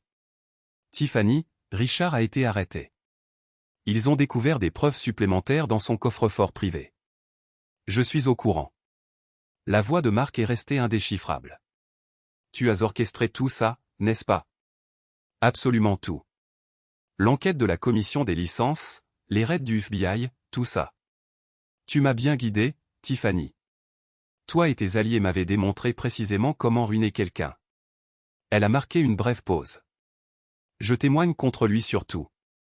Les transactions foncières, les pots de vin, l'intimidation. Excellent. Je ne le fais pas pour l'immunité, a-t-elle ajouté précipitamment. Je le fais parce que c'est la chose à faire, parce que quelqu'un doit l'arrêter. Marc s'est souvenu des réflexions d'Eleni sur les choix et les conséquences. Les individus comme Richard ne s'arrêtent que lorsque quelqu'un les affronte. Les individus comme moi, tu veux dire? Sa voix a flanché. Je sais qui je suis, Marc. Ce que j'ai fait. Je n'attends pas l'absolution. Excellent. Parce que tu ne l'auras jamais. Il a coupé la communication, se tournant vers Harrison. Emmène-moi à la tribune. Julia Chun a été surprise de le trouver dans son bureau. Je ne m'attendais pas à votre visite aujourd'hui. J'ai l'intention de publier une déclaration concernant mon rôle dans tout cela. Elle s'est penchée en avant, le dictaphone prêt. Pourquoi maintenant? Parce que l'histoire n'est pas terminée. Il ne s'agit pas seulement de Richard, de corruption ou de vengeance. Il s'agit de décision. De devenir le genre de personne qui défie la corruption, même lorsque cela exige tout de vous. Allez-vous avouer votre implication? Je vais révéler la vérité. Dans son intégralité. L'article a été publié le lendemain.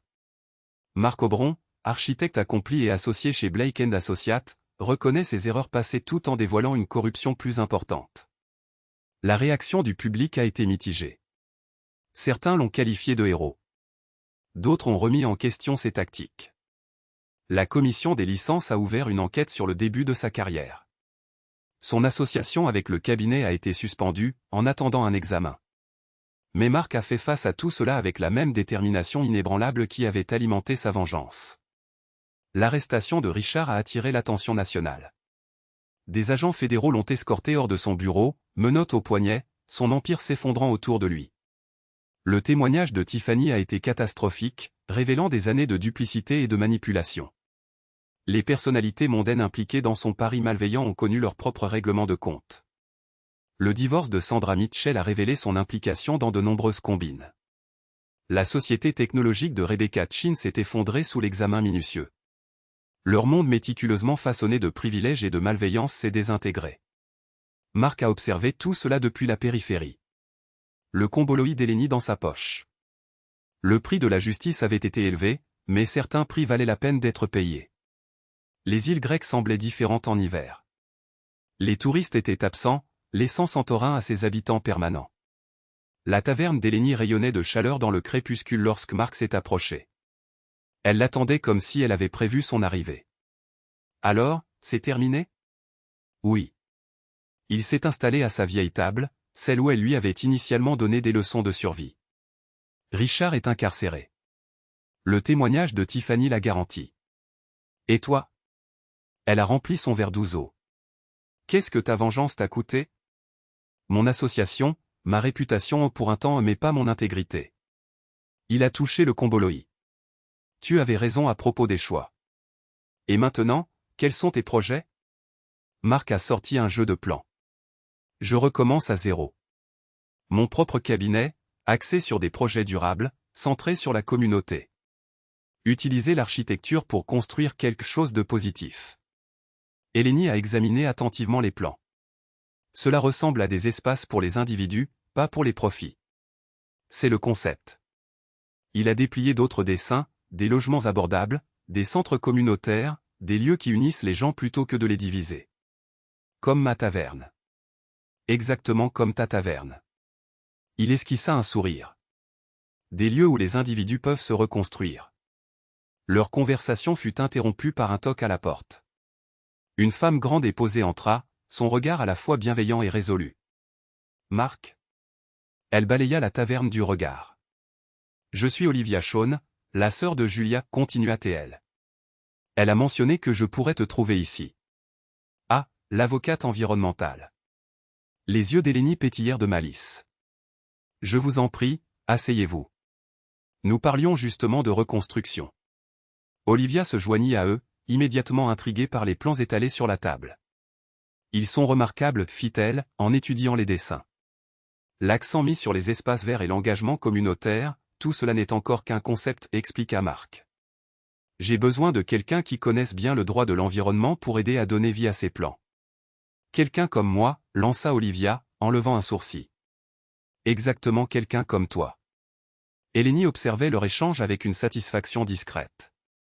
Parfois, ajouta-t-elle doucement, la destruction ouvre la voie à la création. Mais seulement si nous choisissons de renaître de nos cendres avec quelque chose de mieux, répondit Marc, touchant distraitement sa chaîne de prière une dernière fois avant de la poser sur la table. Tenez, gardez-la, dit-il à Hélénie. Je n'en ai plus besoin. Non, acquiesça-t-elle, en les observant, lui et Olivia, plongés dans une discussion animée sur la construction durable. Alors que la taverne se remplissait de locaux, sous le couvert de la nuit tombante, comme lors de la première arrivée de Marc, brisée et animée par la vengeance, une alerte de nouvelles retentit sur son téléphone. Le verdict dans le procès de Richard était tombé, 20 ans pour crimes environnementaux, fraude et corruption. Le témoignage de Tiffany lui avait garanti l'immunité, mais sa réputation était en lambeaux alors qu'elle quittait Chicago pour prendre un nouveau départ. Marc coupa le son de son téléphone. Ces chapitres étaient définitivement clos. Sa quête de vengeance avait non seulement atteint ses objectifs, mais lui avait également enseigné de précieuses leçons, non seulement sur le pouvoir et ses conséquences, mais aussi sur la manière d'utiliser ce pouvoir pour quelque chose de plus significatif que la simple destruction. En écoutant Olivia plaider avec passion en faveur du développement durable tout en regardant Hélénie gérer ses clients avec une tendresse ferme, Marc comprit quelque chose de profond. L'homme qui avait contribué à reconstruire cette taverne n'était pas mort à Santorin. Au lieu de cela, il avait évolué, comme de l'acier trempé par le feu, devenant plus fort sans sacrifier son essence même. La partie de la vengeance était terminée. Maintenant commençait celle de la reconstruction, qui consistait à créer quelque chose de significatif à partir des vestiges de la trahison. Cette fois, Marc savait précisément qui il était et où il allait. La conclusion n'était pas définie par le triomphe ou l'anéantissement, mais par la satisfaction sereine de savoir qu'il avait choisi son propre chemin. Pas le chemin de la confiance aveugle qui avait mené à la tromperie, ni le chemin de la vengeance effrénée qui avait failli le consumeur, mais quelque chose de distinct. Un chemin où la force était équilibrée par la sagesse et où le pouvoir était guidé par un objectif. Comme Hélénie le dit si bien en fermant la taverne ce soir-là, certains cherchent la vengeance, d'autres obtiennent justice, mais les plus sages créent quelque chose de nouveau à partir des vestiges du passé. Marc jeta un coup d'œil à ses plans, aux notes animées d'Olivia, et à la communauté soudée réunie dans cette pittoresque taverne grecque. Bien que sa vengeance ait été exécutée à la perfection, faisant tomber ceux qui l'avaient lésé, il cherchait maintenant à construire quelque chose de bien plus grand, un héritage de transformation positive, un témoignage de renouveau plutôt que de ruine. La partie était vraiment terminée. Et finalement, Marc avait gagné quelque chose de bien plus précieux que la vengeance. Il avait assuré son avenir. Astérisque astérisque épilogue. 10 ans plus tard astérisque astérisque. La silhouette de Chicago avait changé radicalement au cours de la décennie écoulée depuis le scandale Davenport. Des structures imposantes s'élevaient vers le ciel, chacune racontant des histoires d'ambition et de vision. Parmi celles-ci se dressait le centre communautaire Aubron, dont la conception novatrice fusionnait architecture durable et impact social. Depuis son bureau au siège du groupe de conception durable Aubron et Chan, Marc Aubron examinait le bâtiment. À 40 ans, ses traits portaient la maturité du succès et de l'objectif atteint. Le jeune architecte trahi à Santorin semblait un personnage du récit d'une autre personne. Le contrat de Singapour est arrivé, annonça Olivia, en entrant dans son bureau avec une pile de documents. Maintenant son épouse depuis 7 ans, elle était passée du statut d'avocate environnementale à celui de PDG de leur empire architectural. Ils voulaient qu'ils conçoivent leur nouveau quartier écologique. Marc esquissa un sourire, se remémorant comment leur collaboration avait commencé à la taverne d'Hélénie. Leur approche unifiée de l'architecture durable et axée sur la communauté s'était transformée en quelque chose de révolutionnaire. L'entreprise avait désormais des bureaux répartis dans 5 pays, chaque projet fusionnant conscience environnementale et pertinence sociétale. « As-tu lu le dernier article sur Richard ?» questionna Olivia, en affichant un article de presse sur sa tablette. Richard Davenport, autrefois couronné roi de l'immobilier de Chicago, faisait à nouveau les gros titres. Après avoir purgé 8 ans de sa peine de 20 ans, il s'est vu refuser sa libération conditionnelle pour la 3e fois. L'article explorait ses efforts constants pour affirmer sa rédemption, tandis que des preuves pointaient vers ses tentatives de manipuler encore le système. Certaines personnes n'évoluent tout simplement pas, fit remarquer Mark. Sa voix ne portait plus aucune trace de sa colère d'autrefois. Avec le temps et l'âge, ses émotions concernant le passé s'étaient adoucies, évoluant vers un sentiment plus proche de la sympathie. Son téléphone sonna, c'était un message d'Harrison Blake, maintenant à la retraite mais toujours consultant pour des projets importants. L'homme plus âgé était sorti indemne du scandale Davenport, sa réputation même renforcée par l'implication de son cabinet dans la révélation de la corruption. Déjeuner demain, demandait le texto d'Harrison, en quête de conseils sur le programme de bourse d'études en architecture. La bourse Harrison Blake pour l'architecture éthique était devenue l'une des distinctions les plus prestigieuses dans le domaine, soutenant les étudiants qui faisaient preuve à la fois de compétences et de valeurs éthiques solides. Mark siégeait au comité de sélection, canalisant son expertise en un moyen de transformation positive. « Dis-lui oui », répondit Olivia, jetant un coup d'œil par-dessus son épaule. Mais rappelle-lui qu'il doit prendre la parole à la conférence sur le développement durable la semaine prochaine, et qu'il nous doit toujours cette interview pour le livre. Le livre, Astérisque bâtir une meilleure architecture comme vecteur de changement social Astérisque, était leur entreprise la plus récente, à la fois mémoire et manifeste. Il racontait l'histoire de la façon dont une dévastation personnelle avait conduit à une métamorphose professionnelle. Mark s'était initialement opposé au concept, mais Olivia l'avait persuadé que leur parcours pouvait motiver les autres. Une notification apparut sur son calendrier. Voyage annuel à Santorin, dans 2 semaines. Chaque année, Mark et Olivia passaient un mois à la Taverna d'Alni, aidant aux rénovations et encadrant de jeunes architectes en matière de principes de conception durable. La Taverna était devenue un centre d'apprentissage unique, mêlant savoir traditionnel et innovation contemporaine.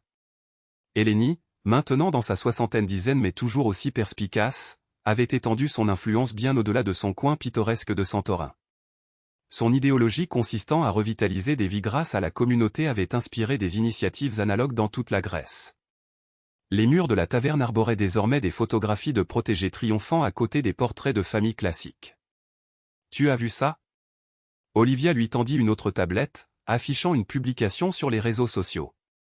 C'était de Tiffany, maintenant Tiffany Martinez, résidant à Seattle avec son mari, un professeur de lycée. Le post la montrait en train de prendre la parole lors d'une conférence, abordant les thèmes de briser le cycle, de remettre en question le privilège et de découvrir un but. Suite au scandale, elle avait subi une transformation sincère. Son témoignage contre Richard n'avait été que le début. Elle collaborait désormais avec des jeunes à risque, utilisant son expérience pour démontrer comment des environnements sociaux toxiques pouvaient corrompre de jeunes vies. Mark l'avait croisée une fois, 5 ans plus tôt, lors d'une conférence sur l'architecture durable à Vancouver. Leur échange avait été bref mais significatif. « Je n'attendrai jamais l'absolution », avait-elle déclaré, mais je voulais que vous sachiez ce que la révélation de tout a fait pour moi. Cela m'a sauvé, me forçant à affronter qui j'étais et à choisir qui je voulais être. Son ancien entourage social s'était dispersé. Sandra Mitchell avait tout perdu lors de son divorce, finissant par trouver un emploi comme agent immobilier à Phoenix. Rebecca Chin avait restructuré sa vie à Hong Kong, gérant un petit cabinet de conseil en technologie authentique. James Porter avait étonné tout le monde en poursuivant une carrière de conseiller en toxicomanie, ses luttes personnelles contre la dépendance et la dynamique de la codépendance alimentant sa passion pour aider les autres. Cassandra, protégée par son identité reconstruite, s'était forgé une carrière florissante dans la conformité des entreprises sur la côte ouest. De temps en temps, elle envoyait des informations anonymes concernant des comportements potentiellement contraires à l'éthique, respectant son engagement à promouvoir des normes commerciales morales. Julia Chen, dont le journalisme avait révélé le scandale, avait remporté un prix Pulitzer et dirigeait maintenant sa propre organisation à but non lucratif axée sur le journalisme d'investigation. Son organisation se concentrait sur la révélation des fautes d'entreprise et des violations environnementales, Mark et Olivia siégeant au conseil d'administration. L'équipe du projet d'Athènes est en attente de notre appel, fit remarquer Olivia, jetant un coup d'œil à sa montre. Leur initiative la plus audacieuse à ce jour visait à transformer une zone industrielle désaffectée en un point focal communautaire durable. Cette entreprise intégrait toutes les leçons qu'ils avaient apprises au cours des 10 dernières années, le renouvellement environnemental, la collaboration communautaire et la responsabilité sociale. Le plan comprenait des éléments inspirés de la Taverna d'Hélénie, favorisant des espaces qui nourrissaient l'interaction, le rétablissement et le développement. « As-tu finalisé le rapport d'impact pour le projet de Chicago ?» demanda Marc, ramassant ses affaires pour l'appel. « En fait, mieux que ça. » Olivia rayonnait. « Nous avons obtenu un financement complet. Le conseil municipal a donné son approbation unanime ce matin. Nous pouvons commencer la construction du complexe de logements abordables le mois prochain. » Le projet revêtait une importance particulière pour eux deux. Situé dans l'un des quartiers défavorisés de Chicago, il offrirait non seulement des logements, mais aussi des établissements d'enseignement, des centres de formation professionnelle et des zones écologiques. Ils l'ont baptisé le complexe Phoenix, symbole de rajeunissement et de renaissance. Le mur de leur salle de conférence présentait des images de projets achevés, un centre communautaire à Détroit construit à partir de matériaux recyclés, une école solaire dans une zone rurale en Inde et une ferme verticale dans un environnement urbain brésilien. Chaque structure racontait une histoire de métamorphose, de transformation de la dévastation en création. Parfois, je me demande, commenta Olivia alors qu'il se préparait pour l'appel. Que se serait-il passé si Tiffany ne t'avait pas trahi à Santorin? Serais-tu devenu cette version de toi-même? Marc réfléchit à la question.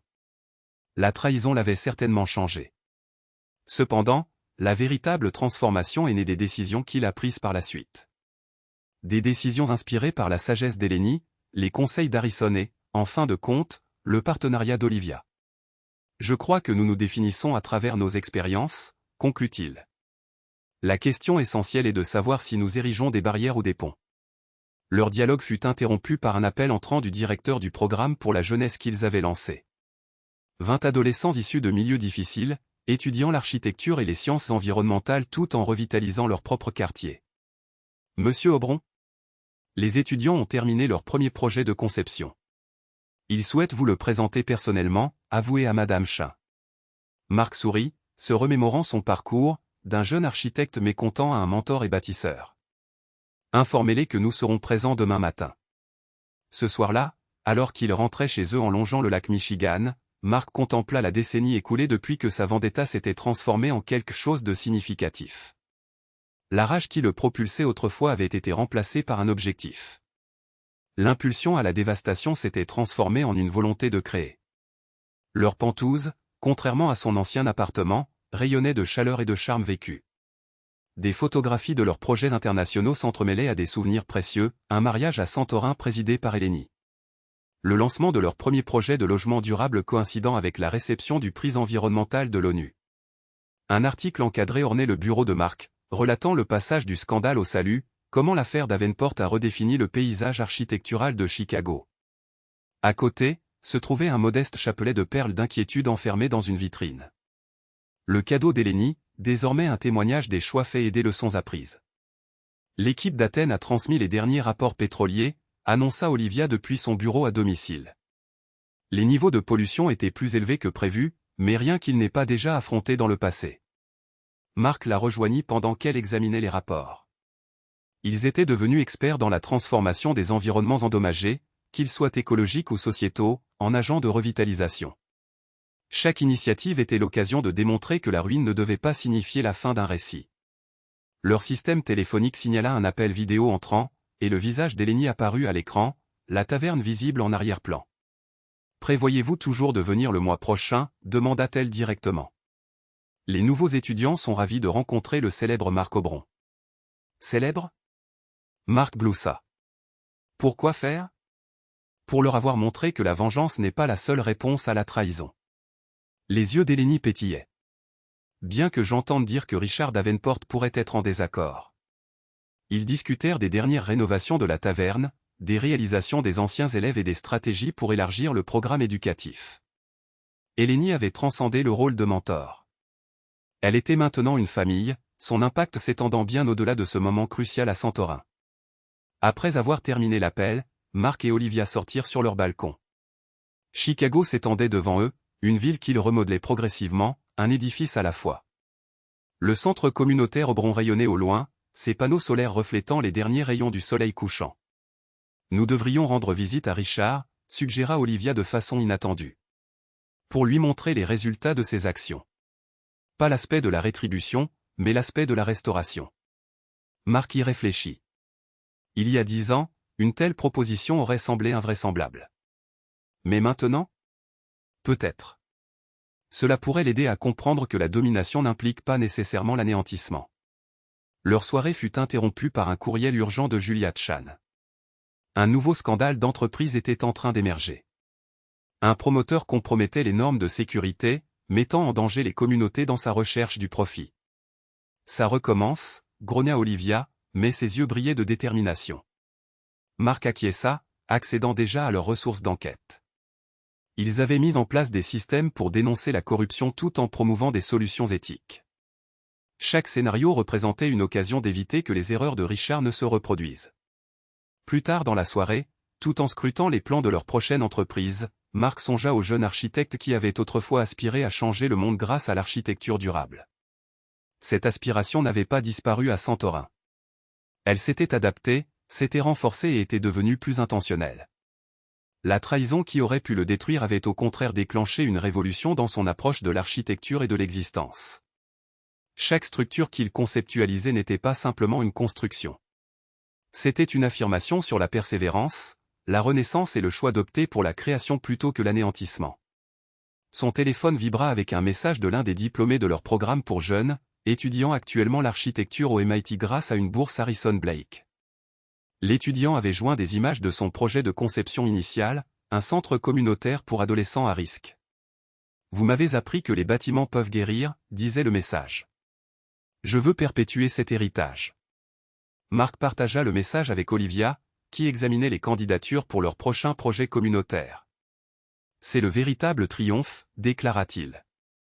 Non pas abattre Richard, mais élever les autres. » Elle lui serra la main, en signe d'approbation. Leur travail était devenu quelque chose de plus que de l'architecture, de la vengeance ou même du développement durable. Il s'agissait de la métamorphose des espaces, des sociétés, des vies. La silhouette nocturne de Chicago scintillait au-delà de leurs fenêtres. Chaque lumière représentait un récit, un potentiel, une possibilité de transformation. Mark pensa à tous les personnages de sa propre chronique. Tiffany trouvant la rédemption et aidant les autres, Richard confronté aux conséquences de ses décisions, Harrison réorientant son influence vers un progrès bénéfique, et Lenny guidant perpétuellement les âmes désorientées vers le renouveau. Ils avaient tous été transformés par les événements de cet été à Santorin. Mais la transformation, comme Mark l'avait compris, n'était que le commencement. Ce qui importait, c'était ce que vous en construisiez. Demain présenterait de nouveaux défis, des conflits écologiques à affronter, des communautés à soutenir, des étudiants à guider. Mais Mark et Olivia étaient préparés. Ils avaient créé quelque chose de bien plus puissant que la vengeance. Ils avaient établi un héritage de transformation. Alors qu'ils se préparaient à aller se coucher, le téléphone de Mark vibra une dernière fois. Un message de Harrison, « Je viens d'interroger un candidat prometteur pour une bourse. Il me rappelle toi il y a 10 ans. En colère mais motivé. Tu aimerais peut-être le rencontrer ?»